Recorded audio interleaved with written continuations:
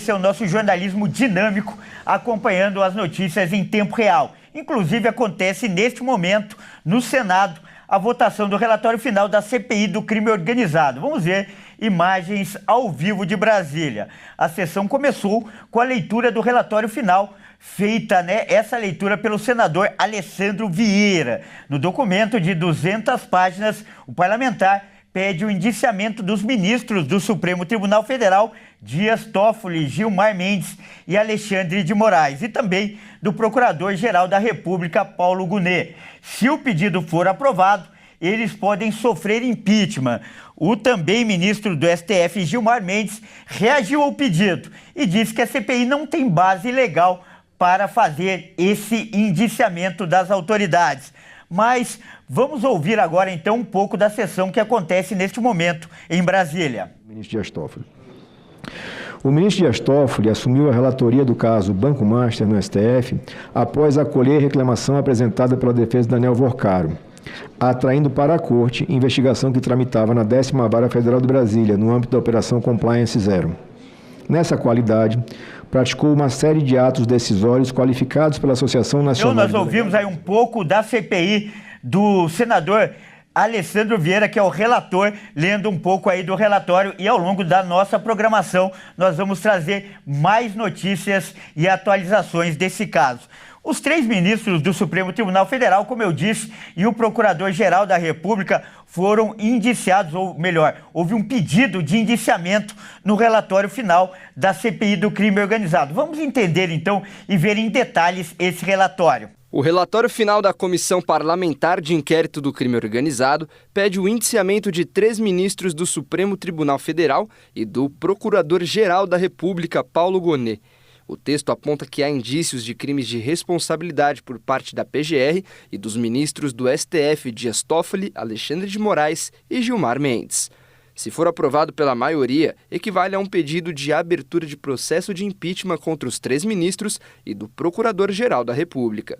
De acordo com o relator da CPI, os ministros citados deveriam ter se declarado suspeitos para julgar o caso do Banco Master no Supremo devido às supostas relações de proximidade com os envolvidos no caso, principalmente o dono do banco, Daniel Vorcaro.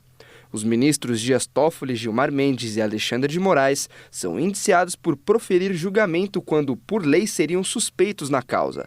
Já o Procurador-Geral da República, Paulo Gonet, por ser patentemente desidioso no cumprimento de suas atribuições. Segundo a lei, isso significa proceder de modo incompatível com a dignidade do cargo. O ministro Dias Toffoli era o relator do caso Master no STF. O processo investiga fraudes financeiras ligadas ao banco de Daniel Vorcaro, que está preso.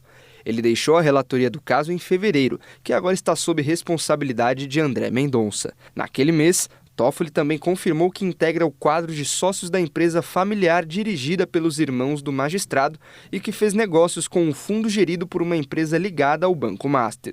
Outro motivo do pedido de indiciamento contra o ministro é a viagem dele a Lima, no Peru, para a final da Libertadores, no mesmo jatinho privado em que também viajou o advogado da defesa de Daniel Vorcaro. A viagem e suspeitas de proximidade com o caso seriam motivos que tornariam o ministro impedido de julgar o caso no STF. Olha, sem dúvida, essa é a notícia do dia hoje. Então, para falar mais sobre esse assunto, nós vamos conversar agora com um especialista. Olha só, nosso convidado é o professor Frederico Afonso, que é especialista em Direito Constitucional, sempre participa aqui do nosso jornal, ele também é especialista em Segurança Pública. Boa tarde, professor, seja muito bem-vindo. Mais uma vez, uma alegria voltar a recebê-lo aqui no nosso jornal. Kleber, boa tarde à nossa audiência, a satisfação é minha. Vamos lá. Professor, primeiro então eu peço que você faça uma análise desse relatório final da CPI do crime organizado. Pela primeira vez na história, uma CPI pede o indiciamento de um ministro do STF. Por favor, qual é a sua avaliação, o seu comentário? Bom, Kleber, por partes, né? Antes que a gente acha que é a CPI, Comissão Parlamentar de Inquérito, que tem previsão na Constituição Federal, que é a CPI do Banco Master, não é isso, né? É uma CPI que teve 120 dias de prazo, então teve aquela polêmica da sua não prorrogação, um orçamento relativamente baixo, pelo menos isso alegou alguns senadores ali, com 30 mil, foram 18 reuniões, então fazendo essa conexão de direito constitucional com segurança pública. Realmente, 120 dias é um período muito exíguo, muito pequeno mesmo para você chegar. De toda forma, estou com o relatório aberto aqui numa outra tela, são 221 folhas, né? Então, o relatório traz esse ineditismo, né, de pedido de responsabilização de 3 ministros da Suprema Corte e o Procurador-Geral da República. O relatório fala que atingiu um nível de ameaça à soberania do Estado, ou seja, o crime organizado no Brasil tem um eixo muito forte sobre lavagem de dinheiro e a questão das decisões monocráticas dos ministros do STF, que é um dos casos mais polêmicos também da atuação de ofício do ministro Gilmar Mendes. Então, é um relatório que vai além, por óbvio, dessa questão envolvendo os 3 ministros e o Procurador-Geral da República, e vai ser o assunto aqui, acredito que nos próximos dias, essa abertura do que eu vejo aqui dessas 221 folhas, né?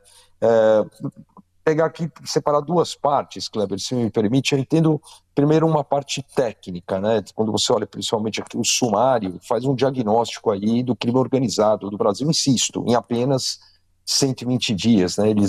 O relatório fala que deixou de ser apenas um fenômeno criminal e passou a representar uma ameaça estrutural do Estado. Então, isso é uma questão que está latente. Agora, a segunda dimensão, essa segunda parte, que é a mais sensível, vamos assim dizer, porque a CPI propõe. Veja só, a CPI não julga, a CPI ela aponta. Quando você vai para a Constituição Federal no artigo 58, parágrafo 3º, está lá escrito, texto originário, desde 1988, para apuração de fato determinado e por prazo certo.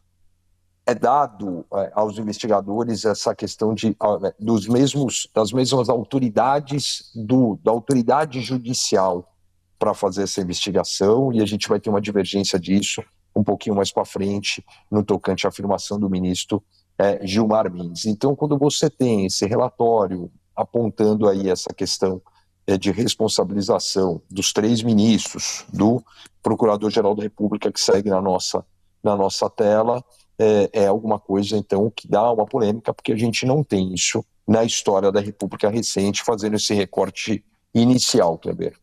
Você citou muito bem o ministro Gilmar Mendes, que afirmou que a CPI não tem base legal para pedir esse indiciamento dos ministros. Você concorda tecnicamente, juridicamente, com essa afirmação? Kleber, eu não concordo. É interessante que foi até divulgado, né, o ministro Gilmar Mendes ele acusou o relator da CPI do crime organizado, que é aqui o relatório que a gente está batendo papo, de abuso de autoridade, e acabou requerendo investigação do senador por abuso de autoridade ao Procurador-Geral da República. Há alguma divergência na doutrina acerca dessa interpretação do parágrafo 3º do artigo 58. É fato, não é uma questão pacífica, mas eu entendo, sim, que como você tem os mesmos poderes das autoridades judiciais, veja só, o relatório da CPI não acusa ninguém, né? Quando ele indicia, ele propõe indiciamento, significa que há fortes indícios, e aí, por óbvio, não precisa ser nenhum jurista para entender que há fortes indícios. Nós temos aqui números, fatos que sobram, né, envolvendo os 3 ministros e envolvendo, aqui principalmente segundo o relatório, insisto sempre, a omissão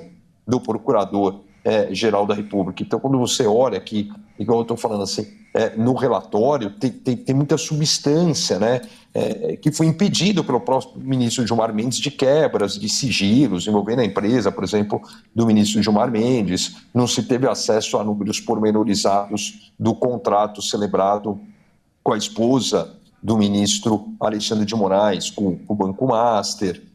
Então, não basta ser honesto, né? É a teoria da aparência, tem que aparentar a honestidade, tem que aparentar a moralidade, e o que aparenta é justamente o contrário. Correto. Para finalizar rapidamente, o pedido de indiciamento vai ser votado agora. A gente viu aí uma parte da leitura do relatório, agora extrapolando também a área do direito e invadindo a área política, que eu sei que é uma das suas especialidades. Você acredita que há clima, há articulação para aprovação desse relatório?